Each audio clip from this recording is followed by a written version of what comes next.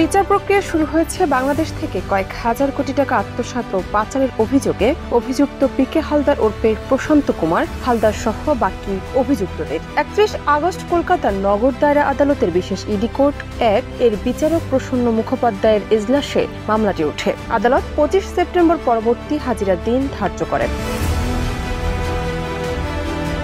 ইডির আইনজীবী অরিজিৎ চক্রবর্তী জানান, 25 সেপ্টেম্বর মামলার পরবর্তী শুনানি। গুরুত্বপূর্ণ ওই মামলায় বাংলাদেশের এস আলম গ্রুপের সম্পৃক্ত থাকার যে বিষয়টি সামনে এসেছে তা নিয়ে ইডির আইনজীবী বলেন, এসবই বিচারাধীন বিষয় আদালতের কাছে রয়েছে।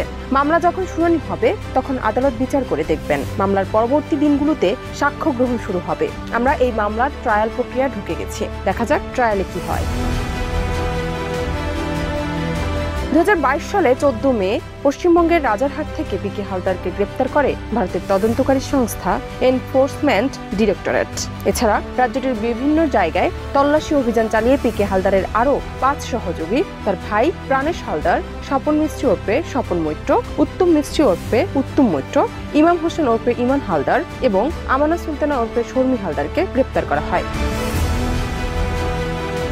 ইতিমধ্যেই কলকাতার নগর দায়রা আদালতে পিকে হালদার সহ 6 অভিযুক্তদের বিরুদ্ধে থাকা অর্থ পাচার সংক্রান্ত আইন 2002 মামলার শুনানি চলছে।